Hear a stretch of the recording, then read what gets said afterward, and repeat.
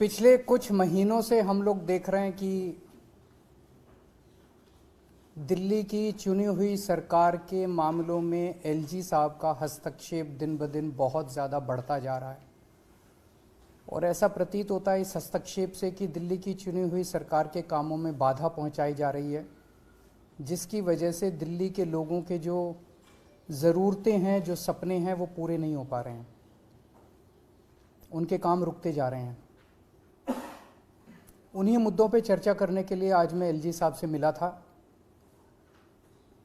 और मेरी मंशा यही थी कि अगर हमारे कानून और संविधान को समझने में कुछ गलतफहमियां हैं या आपसी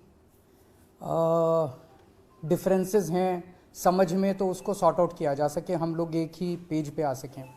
मैं ये सारी किताबें लेके गया था, देश का संविधान लेके गया था, मोटर व्हीकल्स एक्ट लेके गया था, जीएनसीटीडी एक्ट लेके गया था, स्कूल एजुकेशन एक्ट लेके गया था, सुप्रीम कोर्ट के जजमेंट सारे लेके गया था उनसे चर्चा करने के लिए। काफ़ी लंबी चर्चा हुई।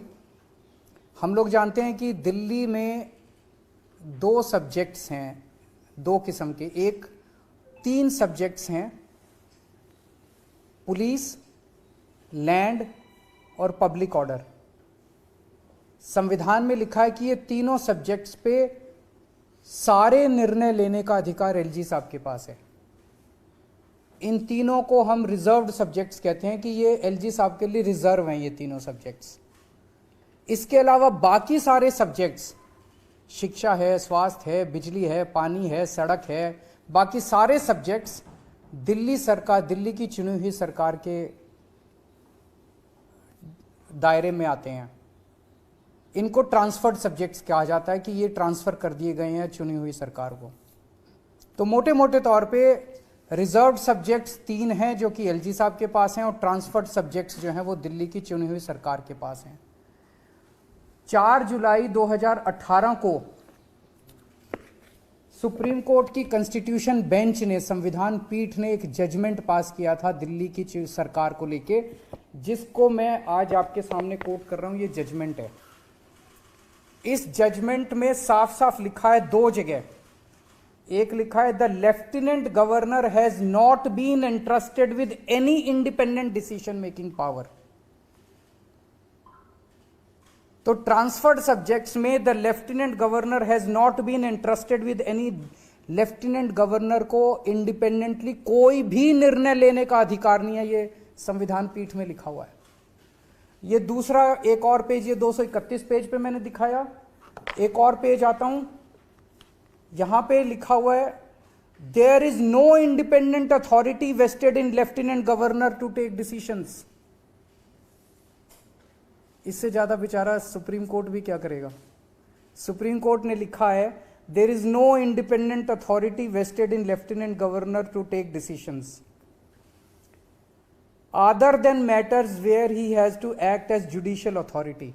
मतलब कहीं जैसे किसी की दो पार्टियों की सुनवाई करनी हो, कई बार जैसे राशन की दुकान के कैंसिल करने का होता है दोनों पार्टियों के, ऐसे कुछ एक मुद्दे लेके जहां पे एलजी साहब एक न्यायाधीश की तरह एक्ट करते हैं और किसी भी पावर उनके पास इंडिपेंडेंट डिसीजन मेकिंग की पावर नहीं है। ये दोनों में लिखा हुआ है साफ साफ। इससे क्या सा, ये मैंने आपको डिस्ट्रीब्यूट कर दिया, आप लोगों के पास है। इसको जरा सा अच्छे से चला दीजिएगा टीवी पे भी, और उसको कल अखबारों में भी हेडलाइन छाप दीजिएगा, that LG has no independent decision making power. ये सुप्रीम कोर्ट बोल रहा है। इसका क्या मतलब हुआ? इसका मतलब हुआ एलजी साहब ने जो जैस्मीन का दफ्तर सील करने के ऑर्डर दिए वो इलीगल थे, अनकॉन्स्टिट्यूशनल थे। इसका मतलब जो एलजी साहब ने एल्डरमैन 10 बनाए वो इलीगल था, अनकॉन्स्टिट्यूशनल था। इसका मतलब जो एलजी साहब ने प्रिजाइडिंग ऑफिसर के ऑर्डर पास किए वो इलीगल थे, अनकॉन्स्टिट्यूशनल थे। इसका मतलब जो 164 करोड़ रुपए की रिकवरी के ऑर्डर एलजी साहब ने पास किए वो इलीगल थे, अनकॉन्स्टिट्यूशनल थे। इसका मतलब जो दिल्ली के टीचर्स को फिनलैंड जाने से रोका जा रहा है उसके ऑर्डर्स जो है वो इलीगल है, अनकॉन्स्टिट्यूशनल है। इसका मतलब दिल्ली के अंदर जो योगा क्लासेस बंद की गई वो इलीगल था और अनकॉन्स्टिट्यूशनल था। मैंने ये ऑर्डर अभी एलजी साहब को दिखाए।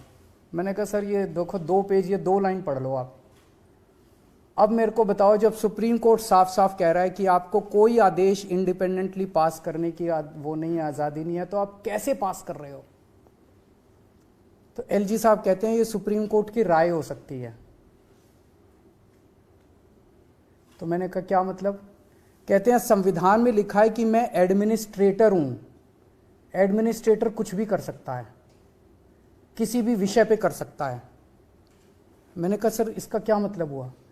कहते हैं कि अगर सर मुझे लगेगा कि सरकार कुछ गलत काम कहीं कर रही है तो मैं किसी को भी कोई भी आदेश दे सकता हूं। मैंने कहा सर ये रिजर्व सब्जेक्ट, ट्रांसफर्ड सब्जेक्ट कहता है, इसका कोई मतलब नहीं है। मैं एडमिनिस्ट्रेटर हूं। एडमिनिस्ट्रेटर किसी भी सब्जेक्ट के ऊपर किसी भी अफसर को कोई भी आदेश दे सकता है, ये मुझे पावर है। तो मैंने कहा सर कल को मान लीजिए प्रेसिडेंट ऑफ इंडिया कहती है कि मैं मोदी जी के काम से खुश नहीं हूं और वो गलत काम कर रहे हैं, तो वो आदेश दे सकती है? कहते नहीं, वो अलग है। दिल्ली के केस में मैं एडमिनिस्ट्रेटर हूं और मैं सुप्रीम हूं और मेरे को सारी पावर्स हैं, और ये सुप्रीम कोर्ट की राय हो सकती है, इसको मैं नहीं मानता। मुझे काफ़ी शॉकिंग लगा जब उन्होंने ये कहा। फिर मैंने उनसे पूछा, मैंने कहा सर आप चीफ सेक्रेटरी से सीधे फाइलें अपने पास मंगाते हैं और चीफ सेक्रेटरी को सीधे फाइलें आप नीचे भेजते हैं। सरकार जो है वो ट्रांजैक्शन ऑफ बिजनेस रूल से चलती है, ये ट्रांजैक्शन ऑफ बिजनेस रूल्स हैं। मैंने उनके सामने रखे। मैंने कहा सर इसमें कहाँ लिखा है कि आप सीधे चीफ सेक्रेटरी को फाइल भेज सकते हो या उससे मंगा सकते हो? उन्होंने फिर कहा कि ये रूल्स मेरे ऊपर लागू नहीं होते। मैं किसी भी अफसर को कोई भी फाइल भेज सकता हूं, किसी भी अफसर से कोई भी फाइल मंगा सकता हूं, किसी भी अफसर को कोई भी डायरेक्शंस दे सकता हूं, मुझे कोई। तो फिर उन्होंने कहा, मैंने उनसे पूछा कि ये जो एल्डरमैन का आपने ऑर्डर किया, ये आपने कौन से कानून में किया? तो उन्होंने कहा कि उसमें लिखा हुआ है एमसीडी एक्ट में कि एडमिनिस्ट्रेटर शैल अपॉइंट एल्डरमैन। तो चूंकि एडमिनिस्ट्रेटर लिखा है तो मेरी पावर है। तो मैंने कहा सर आज मैंने पूरी रिसर्च की है, दिल्ली का एक भी कानून ऐसा नहीं है जिसमें एडमिनिस्ट्रेटर ना लिखा हो। एजुकेशन एक्ट में एडमिनिस्ट्रेटर लिखा है, डीएमसी एक्ट में एडमिनिस्ट्रेटर लिखा है, पानी के एक्ट में एडमिनिस्ट्रेटर लिखा है, बिजली के एक्ट में एडमिनिस्ट्रेटर लिखा है, हेल्थ के एक्ट में एडमिनिस्ट्रेटर, हर जगह एडमिनिस्ट्रेटर लिखा है। क्योंकि दिल्ली तो राज्य 92 में बनी थी, उसके पहले तो एडमिनिस्ट्रेटर ही होता था दिल्ली के अंदर, तो सारे कानून तो उसके पहले के चले आ रहे हैं, उसके बाद तो कोई नया कानून बना नहीं है। बिजली में भी, पानी में भी, सड़क में भी, सब में एडमिनिस्ट्रेटर लिखा है। तो कहते हैं सारे फिर मैं करूंगा। तो मैंने कहा फिर सर मैं क्या करूंगा? तो कहता वो आप जानो।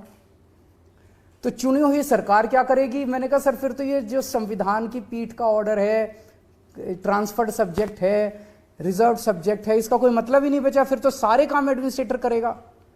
उनकी अंडरस्टैंडिंग यही है कि एडमिनिस्ट्रेटर का मतलब सारे काम वही करेंगे। मैंने फिर उनको 2 ऑर्डर और दिखाए। ये संविधान की पीठ, ये सुप्रीम कोर्ट का एक ऑर्डर आया है जो 2019 में आया था। इसमें साफ साफ लिखा है एक कानून के अंदर, दिल्ली के कानून में, गवर्नमेंट मींस एलजी, और उसके नीचे इन्होंने लिखा है reading the aforesaid definition in the context of constitution bench judgment would clearly mean that LG here has to act on aid and advice of the government of Delhi। तो जब supreme court कह रहा है कि जहां LG लिखा है वहां भी LG जो है वो चुनी हुई सरकार के हिसाब से काम करेगा, मैंने ये दिखाया। मैंने ये हाई कोर्ट का एक और ऑर्डर उनको दिखाया, ओपी पाहवा का 1998 का जजमेंट है, जिसमें साफ साफ लिखा है, मोटर व्हीकल्स एक्ट में साफ साफ लिखा है कि lieutenant governor is government of Delhi, लेकिन उन्होंने कहा he has to act on aid and advice of Delhi government. मैंने कहा सर इनमें साफ साफ लिखा है कि जहां एलजी भी लिखा है वहां भी आपको चुनी हुई सरकार के हिसाब से काम करना है। वो कहते हैं ये उनकी राय हो सकती है, मैं तो एडमिनिस्ट्रेटर हूं, मेरे पास सुप्रीम पावर है। मैंने उनको कई बार कहा कि हम मिलकर काम करना चाहते हैं, और इस तरह से दिल्ली की जनता सफ़र कर रही है। रोज रोज के जो लड़ाई झगड़े हैं, ये मैसेज भी अच्छा नहीं जाता कि आपस में एलजी और सीएम के बीच में इतने मतभेद हैं।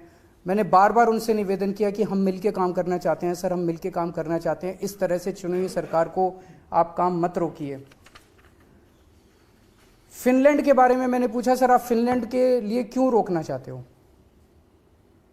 तो उन्होंने कहा नहीं मैंने तो ऐसा नहीं कहा। मैंने कहा सर ये आपकी फाइल नोटिंग्स हैं, इसमें साफ साफ जाहिर है 2 बार आपको फाइल भेजी गई, दोनों बार आपने फाइल लौटा दी अलग अलग ऑब्जेक्शन लगा के।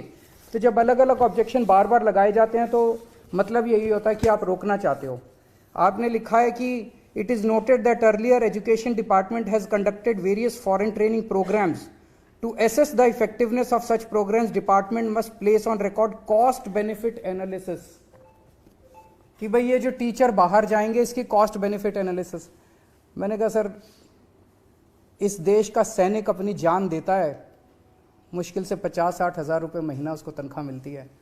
जिस दिन उस सैनिक ने अपनी कॉस्ट एंड बेनिफिट एनालिसिस करनी चालू कर दी ना अपनी जान की, ना आप बचोगे और ना मैं बचूंगा। हम अपने बच्चों का भविष्य बना रहे हैं, और हम अपने बच्चों का जब भविष्य बना रहे हैं, आप पूछ रहे हो उसकी कॉस्ट बेनिफिट एनालिसिस क्या होगी। मैं कहा सर, मेरे 2 बच्चे हैं, एक बेटा एक बेटी है, सारी तनख्वाह मैं अपने बच्चों पे लुटा देता हूँ। कल को अगर मैं ये देखना चालू कर दूं कि मेरे बच्चों पे मैं जो कर रहा हूँ उसकी कॉस्ट बेनिफिट एनालिसिस क्या है। सर, कई चीज़ों की कॉस्ट बेनिफिट एनालिसिस नहीं होती। हम देश बना रहे हैं, हम राष्ट्र बना रहे हैं। इस देश का बच्चे बनेंगे तो राष्ट्र बनेगा, बच्चों का भविष्य बनेगा तो राष्ट्र बनेगा। तो जब आप इस तरह की कॉस्ट, मैंने कहा सर, सीएम की कॉस्ट बेनिफिट एनालिसिस हुई आज तक कि सीएम होना चाहिए कि नहीं होना चाहिए? एलजी की कॉस्ट बेनिफिट हुई है कि एलजी का दफ्तर जो है वो सरकार के लिए अच्छा है कि बुरा है? मैंने कहा टीचर्स, अभी ये वर्ल्ड इकोनॉमिक फोरम हो रहा है, सारे देश के बड़े बड़े नेता स्विट्जरलैंड जा रहे हैं घूमने के लिए, उनकी कभी कॉस्ट बेनिफिट एनालिसिस नहीं हुई। टीचर्स अगर फिनलैंड जा रहे हैं तो उनकी कॉस्ट बेनिफिट एनालिसिस मांगी जा रही है। तो ये तो रोकने के लिए ही किया जा रहा है।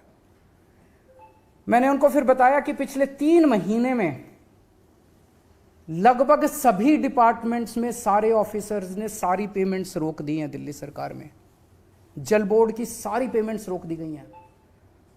नतीजन कई एसटीपी बन रहे थे हमारे, कई वाटर ट्रीटमेंट प्लांट्स बन रहे थे, सबकी कंस्ट्रक्शन रुक गई है दिल्ली के अंदर। मोहल्ला क्लिनिक्स में दवाइयां बंद कर दी गई हैं, टेस्ट बंद कर दिए गए हैं, डॉक्टर्स की तनख्वाह बंद कर दी गई है, रेंट बंद कर दिए गए हैं, बिजली के बिल बंद कर दिए गए हैं। बस मार्शल्स की 3 महीने से तनख्वाह नहीं मिली है। दिल्ली की डीटीसी की बसों में जो बस मार्शल चलते हैं उनकी तनख्वाह नहीं मिली है। हॉस्पिटल के स्टाफ को तनख्वाह नहीं दी जा रही है। डीटीसी के अंदर तनख्वाहें नहीं दी जा रही हैं, डीटीसी की पेंशन नहीं दी जा रही है, बिजली की सब्सिडी रोक दी गई है, ओल्ड एज पेंशन रोक दी गई है।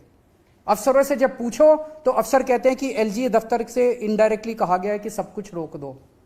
एमसीडी चुनाव के 3 महीने पहले सब कुछ रोक दिया गया ताकि एमसीडी चुनाव के अंदर हमें नुकसान हो। मैंने कहा सर, आपने ऐसा क्यों किया? नहीं, मैंने तो नहीं किया। मैं कहा सर, सारे अफसर दबी जुबान में बोल रहे हैं कि हमें एलजी ऑफिस से यह आदेश दिया गया है कि सारी पेमेंट्स रोक दो। मेरी एलजी साहब से निवेदन है कि राजनीति अपनी तरफ अपनी जगह चलती रहती है, लेकिन इस तरह की राजनीति अच्छी नहीं है जो देश के और लोगों के विकास में घातक हो। और मैं फिर से उनसे हाथ जोड़ के निवेदन करूंगा कि एक तो अच्छा कॉन्स्टिट्यूशनल सलाहकार अपने साथ रख लें जो कि उनको एडवाइस करे कि सुप्रीम कोर्ट के ऑर्डर्स बाइंडिंग होते हैं। सुप्रीम कोर्ट के ऑर्डर्स जो है वो सलाह नहीं होती है। सुप्रीम कोर्ट जो कहता है, अगर सुप्रीम कोर्ट ने कहा है कि उनको इंडिपेंडेंट डिसीजन मेकिंग की पावर नहीं है तो नहीं है। सुप्रीम कोर्ट के ऑर्डर्स को सम्मान करें, संविधान का सम्मान करें, जनतंत्र का सम्मान करें।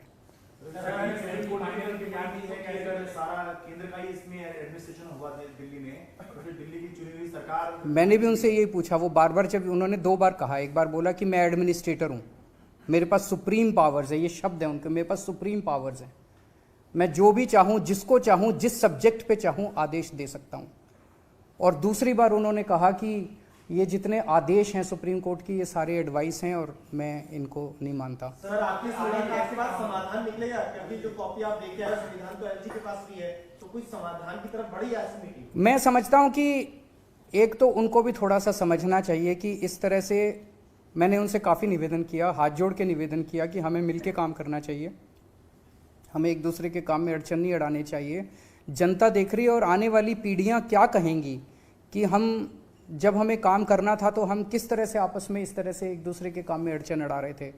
मैं समझता हूँ कि सुप्रीम कोर्ट में जो केस चल रहे हैं इस टाइम, उसका जो जजमेंट आएगा उसका भी काफ़ी इम्पैक्ट पड़ेगा। अनिल जी, वही आपसे सवाल था क्योंकि सुप्रीम कोर्ट में अभी सर्विसेज को लेकर अलग से चल रहा है, लेकिन जिस आदेश का आप हवाला दे रहे हैं वो तो ऑलरेडी है आपके पास, जिसको 2018 में दिया था सुप्रीम कोर्ट ने, तो क्या उसकी ही उसके लिए 2018 में जब उन्होंने आदेश दिया था, उसमें उन्होंने आदेश दिया था कि एलजी के पास कोई भी फाइल नहीं जाएगी। 3 साल तक सरकार बहुत अच्छी चली थी, आपने देखा होगा 2018 से 2021 तक कोई अड़चन नहीं आई थी, एलजी के पास फाइलें जाना बंद। 2021 में इन्होंने सुप्रीम कोर्ट के जजमेंट को पलटने के लिए जीएनसीटीडी अमेंडमेंट एक्ट लेके आए थे, जिसके तहत सारी फाइलें फिर से एलजी साहब के पास जानी चालू हो गई। उस एक्ट को भी हमने चैलेंज किया हुआ है। मैं समझता हूं कि सर्विसेज के केस के बाद सुप्रीम कोर्ट उसको भी उठाएगा।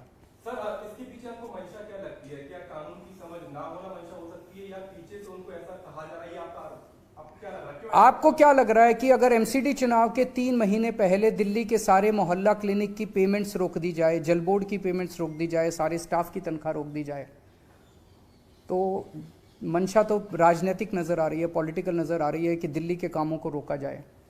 सर, आज की बैठक से कुछ सकारात्मक निकला है, कुछ ऐसा निकला जो कि जिससे दिल्ली वालों को कुछ राहत? अगर ऐसे चलता रहेगा तो फिर काम नहीं होगा।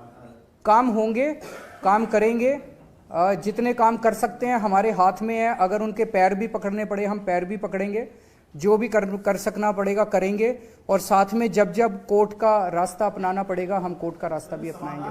कैसे निकलेगा, क्योंकि जो बड़ा फैसला है वो सुप्रीम कोर्ट 2018 में दे चुका है, जो सुप्रीम कोर्ट में चल रहा है वो तो केवल ट्रांसफर पोस्टिंग का मामला है। और दूसरा वाला भी है कि एलजी साहब के पास फाइलें जानी चाहिए कि नहीं जानी चाहिए, वो वाला भी मामला भी है। इन दोनों पे जजमेंट्स आएंगे तो मैं समझता हूँ कि समाधान निकलेगा। एक बड़ी बात जो आप बता रहे हैं कि पिछले 3 महीने से लोगों को सैलरी नहीं मिल रही है और कई बार देखा जाता है विरोध अब दी, अब हम लोगों ने आवाज़ उठाई तो अब मिलनी चालू हुई है। आवाज़ उठाएंगे तो सड़क पे भी आएंगे, ऑफिस में भी काम करेंगे, एलजी साहब के पास भी जाएंगे, जो जो करने की ज़रूरत होगी करेंगे, काम करवाएंगे जनता के। लेकिन स्पीड रुक जाती है कामों की, अड़चनें आती है। जैसे 3 महीने से अगर जल बोर्ड के फंड्स नहीं मिले तो कई सारे वाटर ट्रीटमेंट प्लांट्स की जो टाइम थे वो डिले हो गया। सीवेज ट्रीटमेंट प्लांट्स जो बन रहे थे, पानी की पाइपलाइन डल रही थी, वो डिले हो गया। काम डिले हो जाते हैं, काम तो करवाएंगे, सारे काम करवाएंगे, कोई काम रुकने नहीं देंगे, लेकिन डिले हो जाता है जिसकी वजह से काम में देरी हो जाती है। Thank you. इस खबर को अभी लाइक करें, शेयर करें, अभी चैनल को सब्सक्राइब करें।